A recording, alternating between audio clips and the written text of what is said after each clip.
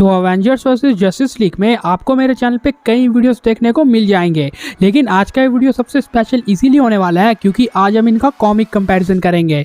मैंने काफ़ी वीडियोस तो बनाए हैं लेकिन आज तक कभी कॉमिक कंपैरिजन नहीं किया, तो क्यों ना आज वो ट्राई करते हैं। हम इस वीडियो में जिन भी कैरेक्टर्स को ऐड करेंगे वो जस्ट मेन अवेंजर्स के मेंबर होंगे एंड जस्टिस लीग के मेंबर होंगे। हम मार्वल एंड डीसी का कंपैरिजन नहीं कर रहे हैं, ध्यान रखना।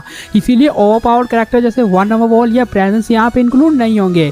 Just simple characters justice league के जो है एंड अवेंजर्स के हैं वही होंगे। एंड सेकंड बात कि इनकी नॉर्मल वर्जन्स को ही हम ऐड करेंगे, ज्यादा पावरफुल के चक्कर में नहीं पड़ते हैं, नहीं तो वीडियो की लेंथ काफी लंबी हो जाती है। लेकिन तब भी अगर आपको मार्वल वर्सेस डीसी के उन सब ओवर पावर्ड कैरेक्टर के ऊपर एक सेपरेट वीडियो चाहिए, लूसीफर, बायोंडर वगैरह, तो कमेंट कर देना। लेकिन फिलहाल इस वीडियो को स्टार्ट करते हैं। तो यहाँ पे हम जिन कैरेक्टर्स की बात करने वाले हैं वो है जस्टिस लीग की तरफ से Superman, Batman, Wonder Woman, Flash, Cyborg, Aquaman, Martian Manhunter, Shazam, Zatanna, Doctor fate.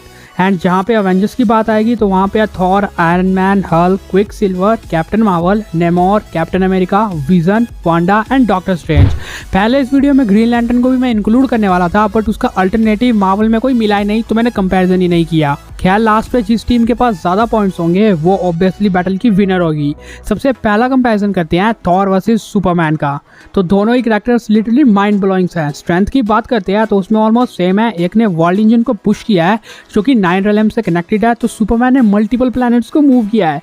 Durability में भी कुछ ज्यादा बड़ा डिफरेंस नहीं है। सुपरमैन एक छोटे से ब्लैक होल तक को अपने हाथ में हेल्ड करके रखा है एंड दूसरी ओर थॉर ने भी एक डाइंग स्टार के पूरी रेडिएशन को सहा है। लेकिन स्पीड एंड रिफ्लेक्सेस में सुपरमैन काफी आगे निकल जाता है। सुपरमैन की स्पीड एंड रिफ्लेक्सेस इतनी तेज है कि थॉर उसे देख भी नहीं पाएगा कई पॉइंट्स में। लेकिन एक्सपीरियंस एंड वेपन मास्टरिंग में थॉर उससे काफी आगे है। थॉर इस तरह से वेपन्स को यूज करेगा कि सुपरमैन हक्का बक्का रह जाएगा। लेकिन आंसर क्या है कि इन दोनों में से विनर कौन निकल के आएगा? तो सुपरमैन एंड थॉर का बैटल हमेशा से काफी कॉम्प्लिकेटेड रहा है, इवन इन कॉमिक्स भी। देखो, जिन लोगों को ऐसा लगता है कि थॉर ज्यादा पावरफुल है या जिनको ऐसा लगता है कि सुपरमैन ज्यादा पावरफुल है, तो वो सब गलत है, क्योंकि थॉर के भी जीतने के काफी चांसेस है अगर वो बायफोस्ट खोल देता है सुपरमैन को कहीं और टेलीपोर्ट कर देता है जहाँ पे सन का एब्सेंस हो। लेकिन यहाँ पे भी कई पॉइंट्स है कि सुपरमैन अगर 37 सालों तक अर्थ के सन के रेडिएशन को एब्जॉर्ब करके बैठा है तो ऐसे थोड़ी ना वो इतने जल्दी हार जाए किसी से। इसलिए सुपरमैन के ज्यादा चांसेस लगते हैं कि वो थॉर को टेम्परेरी नॉकआउट कर देगा because of speed and reflexes. उसकी स्पीड इतनी तेज है कि थॉर उसे देख भी नहीं पाएगा। एंड कॉमिक्स की अगर हम बात कर रहे हैं तो सुपरमैन के ज्यादा चांसेस डेफिनेटली होने वाले हैं। लेकिन यहाँ पे भी एक पॉसिबिलिटी और है। देखो, अगर उसने उसे बीट कर भी दिया तो वो टेम्परेरी होगा, क्योंकि थॉर अपनी लाइटनिंग से जब मर्जी खुद को हील कर सकता है। इसीलिए सुपरमैन अगर उसे कंटिन्यूसली नॉकआउट करता भी रहेगा तब भी वो अपनी लाइटनिंग से हील होकर वापस आता रहेगा। इसलिए इनके बैटल का आंसर निकालना मेरे लिए तो बहुत मुश्किल है। खैर सुपरमैन के ज्यादा चांसेस है, बट तब भी आपकी तसल्ली के लिए मैं एक पॉइंट देना चाहूंगा एंड दोनों कैरेक्टर्स को कैंसिल करना चाहूंगा। खैर आपका क्या पर्सनल ओपिनियन है थॉर एंड सुपरमैन के ऊपर? एंड अगर आपको एक फुल वीडियो चाहिए कॉमिक बेस्ड तो कमेंट कर देना। खैर सेकंड कंपैरिजन करते हैं आयरन मैन वर्सेस बैटमैन का। तो हमेशा की तरह इन दोनों कैरेक्टर्स में दो मेजर पॉसिबिलिटीज वर्क करती है, preparation time and non preparation time. तो प्रिपरेशन टाइम के बाद तो कोई भी जीत सकता है क्योंकि दोनों ही जीनियस है एंड कौन किसके ऊपर भारी पड़ जाए कोई नहीं जानता। हालांकि बैटमैन एक डिटेक्टिव है, लेकिन आयरन मैन भी प्रिपरेशन टाइम के बाद कई आर्मर्स बना चुका है। तो इसीलिए इस बैटल का आंसर जानने के लिए चलो नॉन प्रिपरेशन टाइम बात करते हैं। Non preparation time definitely iron man Batman से काफी आगे है, क्योंकि अगर ये पहली बार एक दूसरे से बैटल कर रहे होंगे तो आप खुद ही डिफरेंस देख सकते हो आयरन मैन के आर्मर में एंड बैटमैन के आर्मर में। आयरन मैन में कहाँ नैनो टेक्नोलॉजी फिट है, और सॉरी हम तो कॉमिक्स की बात कर रहे हैं, लेकिन उसका वहाँ पे भी काफी एडवांस है। उसके पास ऐसे रिपल्सर्स एंड लेजर्स है जो कि बैटमैन को हक्का बक्का कर सकते हैं। बैटमैन अगर अपने सिंपल आर्मर के साथ आएगा तो आयरन मैन कुछ ही मूव्स में उसे बीट कर देगा। जब तक बैटमैन अपने वाकई व्हीकल्स को बुलाने की कोशिश करेगा तो उसका बैंड बजा चुका होगा वो। इसलिए यहाँ पे मार्वल को एक पॉइंट देते हैं, क्योंकि नॉन प्रिपरेशन टाइम में आयरन मैन के जीतने के ज्यादा चांसेस है, मतलब मार्वल 2 एंड DC 1। खैर नेक्स्ट कंपैरिजन करते हैं वंडर वुमन वर्सेस हल्क का। अब हल्क एंड वंडर वुमन इनका कंपैरिजन सचमुच देखने लायक हो सकता है, बट जीतेगा कौन? देखो, हल्क एक ऐसा कैरेक्टर है जिसकी स्ट्रेंथ वंडर वुमन से काफी ज्यादा है एंड अगर कुछ पंचेस पड़ते हैं तो मे भी वो उसे नॉकआउट कर पाएगा। बट क्या वो पंचेस टिका पाएगा? बिल्कुल भी नहीं, क्योंकि सामने वंडर वुमन खड़ी है। वंडर वुमन के पास वो एक्सपीरियंस है जो कि हल्क के पास दूर दूर तक नहीं है। एंड सेकंड की उसकी स्पीड एंड रिफ्लेक्सेस काफी तेज है, इसीलिए हल्क अगर पंचेस मारने की कोशिश करेगा तो वंडर वुमन इजीली डॉच कर सकती है उन सब से। एंड सेकंड मेजर पॉइंट है इनके लॉन्ग फाइट के एडवांटेज का। देखो, शॉर्ट फाइट में अगर हल्क के हाथ वंडर वुमन लगती है तो उसका क्या हाल कर सकता है हमें पता है, लेकिन लॉन्ग फाइट में वंडर वुमन के जीतने के डेफिनेटली 100% चांसेस है। लॉन्ग फाइट में वो ब्रेथलेस ऑफ सबमिशन की हेल्प से हल्क को दूर कर सकती है एंड इसके अलावा वो फ्लाइट भी कर सकती है। अब तो अपने वेपन्स की हेल्प से वो अपने लैसो ऑफ ट्रुथ से हल्क को फंसा सकती है एंड स्वॉर्ड ऑफ अथेना से उसे काट सकती है। हालांकि रीजनरेटिव हीलिंग फैक्टर की वजह से हल्क फिर से वापस आ सकता है, बट टेम्परेरी या बहुत टाइम तक वो उसे नॉकआउट कर पाएगी।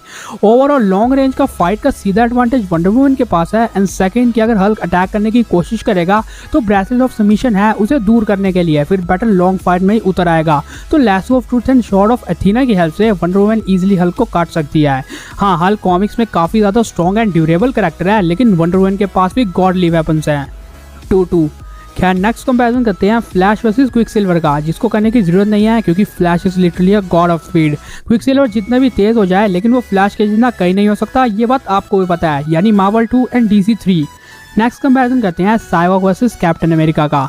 हाँ, थोड़ा सा उल्टा पुल्टा हो गया, मतलब हमें कैप्टन वर्सेस बैटमैन करना चाहिए था and iron man versus cyborg, लेकिन चलो इसे ही कर लेते हैं। खैर अगर हम कैप्टन वर्सेस साइबॉर्ग की बात करते हैं तो इसमें ज़्यादा जीतने के चांसेस मानो या ना मानो साइबॉर्ग के हैं यार। तो देखो, कैप्टन अमेरिका मुझे पसंद है एंड आप सब लोगों को भी पसंद है, बट इसका मतलब ये नहीं कि हमारा फेवरेट कैरेक्टर ही हर बार जीतेगा। देखो, अगर इनकी बैटल होती है तो साइबॉर्ग के ज़्यादा चांसेस है उसकी टेक्नोलॉजी की हेल्प से, क्योंकि साइबॉर्ग को मदर बॉक्स से पावर मिलती है जिसकी वजह से उसके पास advance sensor, weapon system, flight compute, इन्फ्रैक्शनर, nano technology, shape shifting, portal creation जैसी कमाल की एबिलिटीज है। देखो, कैप्टन अमेरिका अगर चाहेगा तब भी वो उसका कुछ नहीं बिगाड़ सकता। कैप्टन अमेरिका के पास अटैक में उसकी सिर्फ शील्ड है जिससे वो आराम से डॉज कर पाएगा या उसे ब्लॉक कर सकता है वो, लेकिन साइबॉर्ग के पास इतने अटैक्स है उसके लेजर से, शेप शिफ्टिंग से या कैसी मिसाइल्स है जो कि कैप्टन अमेरिका का बुरा हाल कर देंगी। भले ही बैटल क्लोज कॉम्बैट में उतर आए जिसमें कैप्टन अमेरिका माहिर है, लेकिन कुछ मिसाइल से कैप्टन अमेरिका नहीं बच सकता यार, भले वो एक सुपर सोल्जर हो। लेकिन अगर उसके ऊपर रिपल्सर्स एंड लेजर्स चलते हैं तो आपको लगता है कि क्या वो बच पाएगा। एंड सेकंड पॉइंट ये है कि डीसी में मदर बॉक्सेस का लेवल इन्फिनिटी स्टोन के लेवल का है, तो जिसके पास मदर बॉक्स है जो इन्फिनिटी स्टोन लेवल का है उसके सामने क्या कैप्टन अमेरिका टिक पाएगा? बिल्कुल भी नहीं। वो अपने टेक्नोपैथी से आराम से कैप को बीट करने वाला है। खैर स्कोर होता है 2-4। नेक्स्ट कंपैरिजन करते हैं एक्वामैन वर्सेस नेमोर का। खैर इन दोनों कैरेक्टर्स का कंपैरिजन करना लिटरली बहुत टफ है क्योंकि दोनों एक किंग ऑफ एटलान है, ट्राइडेंट ऑफ एटलान अपने पास रखते हैं एंड दोनों के पास अंडर वाटर लड़ने का काफी एडवांटेज है। लेकिन नेमोर के पास एक अपर हैंड रहता है उसकी फ्लाइट का। नेमोर फर्स्ट सुपर हीरो था जो कि फ्लाइट कर सकता था एंड एक्वामैन के पास ये एडवांटेज नहीं है। तो क्या इसका मतलब ये हुआ कि एक्वामैन बैटल को हार जाएगा? ऐसा बिल्कुल नहीं है।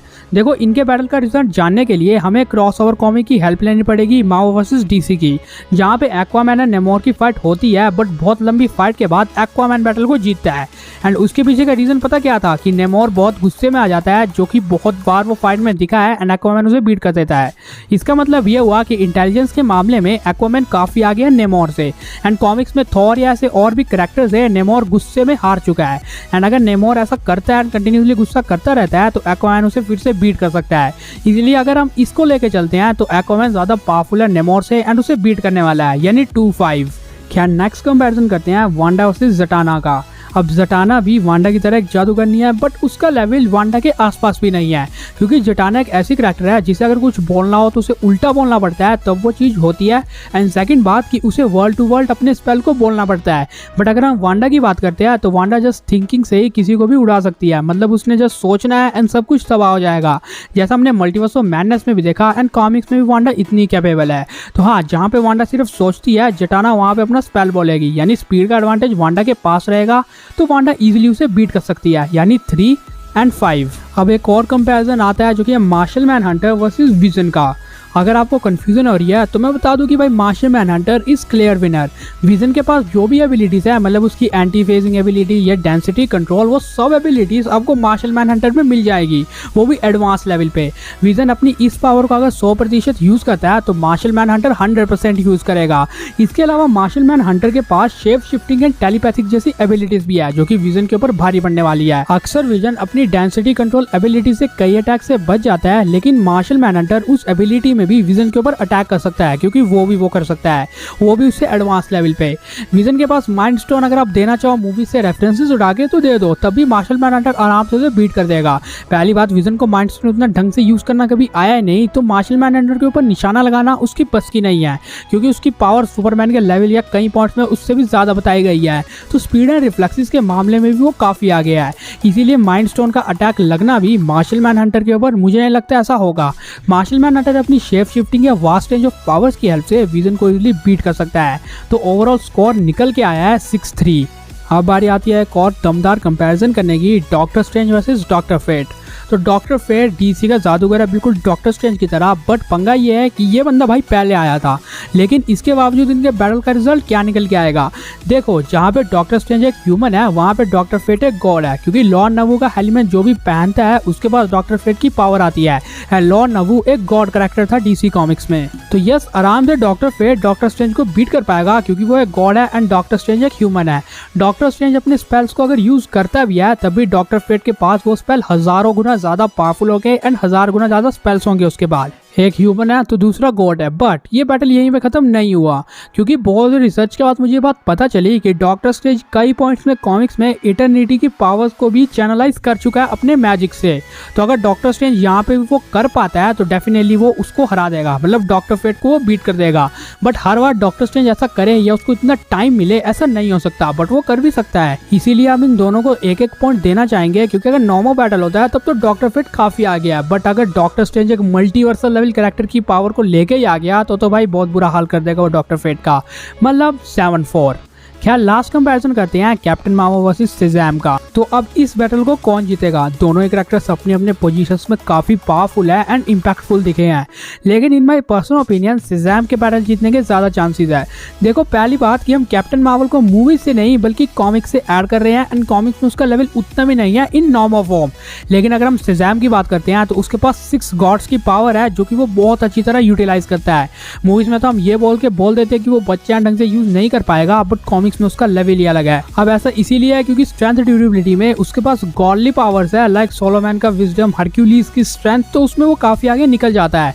एंड सेकंड बात आती है शेज़ैम की स्पीड की, जो भी एक गॉड यानी मरकरी की स्पीड है, तो कैप्टन मार्वल से वहां पे वो आगे होएगा कॉमिक्स में। लेकिन शेज़ैम कैप्टन मार्वल को बीट कैसे करेगा, इसके लिए 2 मेन पॉइंट मैं आपको बताता हूँ, फिर आप 100% खुद ही मान लोगे इसे। सबसे पहली बात तो कि एक बार थॉर एंड शेज़ैम की कॉमिक्स में फाइट हुई है, जिसमें थॉर ने भले ही उसे बीट कर दिया हो, बट उसने ऐसी टक्कर दी थी कि उसकी पावर से म्योनिर ओवरलोड हुआ एंड वो एग्जिस्टेंस से ही गायब हो गया। उसने थॉर को काफी तगड़ी टक्कर दे दी थी, मतलब इसीलिए कैप्टन मार्वल थॉर के लेवल की आसपास भी नहीं है एंड थॉर उसे बीट कर देगा ओवरऑल। इसीलिए अगर थॉर जैसे बीइंग को ऐसी फाइट दे सकता है तो कैप्टन मार्वल क्या है फिर। एंड सेकंड बात कि सुपरमैन ने एक बार खुद कंफर्म किया कि तुम हर तरह से मेरे बराबर हो, तो अगर वो सुपरमैन के जितना पावरफुल है तो कैप्टन मार्वल कुछ नहीं है उसके आगे। भले ही एक एनिमेटेड सीरीज का डायलॉग होगा, लेकिन कॉमिक्स में भी कई जगह ये प्रूव हुआ है। मतलब जस्टिस सोसाइटी के टाइम के इवेंट्स के टाइम भी शेज़ैम इतना पावरफुल दिखा है, तो हम ओवरऑल कह सकते हैं कि शेज़ैम के कुछ फीट्स ऐसे हैं जो कैप्टन मार्वल के आसपास भी नहीं है। इसीलिए हम ये कह सकते हैं कि शेज़ैम के ज्यादा जीतने के chances in comics over Captain Marvel due to his godly powers, तो यानी 8-4। ओवरऑल यही था लास्ट कंपैरिजन, मतलब भाई डीसी के पास 8 पॉइंट और मार्वल के पास जस्ट 4 पॉइंट रह गए। खैर, अगर आप लोग ऑफेंड हो रहे हो तो कोई जरूरत नहीं है यार, ये जस्ट हाफ कंपैरिजन था। मतलब जैसा मैंने आपको बताया कि हमने अभी अवेंजर्स वर्सेस जस्टिस लीग का कंपैरिजन किया है, मार्वल वर्सेस डीसी का नहीं। और डीसी के कैरेक्टर्स इतने सुपीरियर इसीलिए दिखे हैं क्योंकि उनका कैरेक्टर डेवलपमेंट मार्वल से काफी बढ़िया हुआ है कॉमिक्स में। एंड सेकंड बात कि वो सब ओवर पावर्ड कैरेक्टर्स हैं, मतलब सुपरमैन, वंडर वुमैन, ऊपर से मार्शल मैन हंटर कितने ओवर पावर्ड है हैज कम्पेयर टू अवेंजर्स। अगर आप इस लिस्ट के ऊपर ध्यान से नजर मारोगे तो आपको पता चलेगा कि अवेंजर्स के बहुत वीक मेंबर है, मोस्ट पावरफुल में भी has compare to DC Justice League. तो लास्ट में मैं यही कहूंगा कि डीसी अपने कैरेक्टर्स को काफी ओवर पावर दिखाता है has compare to Marvel, but Marvel team work में ज्यादा फोकस रहता है, इसीलिए वो अपने कैरेक्टर्स की एक लिमिट बनाते हैं। एंड यही रीजन है कि कॉमिक्स में डीसी के कैरेक्टर्स ज्यादा ओवर पावर दिखते हैं मार्वल से, एंड इसीलिए तो ये 8-4 हुआ। लेकिन खैर, दोनों टीम से मार्वल कॉमिक्स में और भी कई ओवर पावर्ड कैरेक्टर्स है, like Beyonder, Living Tribunal, Eternity, Ghost Rider from Marvel, and DC की तरफ से भी प्रेजेंस, माइकल, लूसीफर, या ऐसे और भी कई ओवर पावर्ड कैरेक्टर। तो अगर आपको मार्वल वर्सेस डीसी के ऊपर एक फुल सेपरेट वीडियो चाहिए तो कमेंट कर देना। ये अवेंजर्स वर्सेस जस्टिस लीग का था, जिसमें जस्टिस लीग ने बाजी मार ली है। इसके अलावा आपका क्या पर्सनल ओपिनियन है इस पूरे बैटल को लेके, कमेंट में जरूर शेयर करके जाना। एंड अगर मुझसे कोई भी मिस्टेक हो गया तो माफ कर देना, एंड अगर कोई भी डिटेल मिस हो गई है तो कमेंट में बता देना। अगर आपको ये वाला वीडियो पसंद आया तो उसे लाइक कर देना, शेयर कर देना, हमारे इस चैनल को सब्सक्राइब मार के बगल वाले बेल आइकन को भी जल्दी ऑन कर देना। Thanks for watching this video, bye.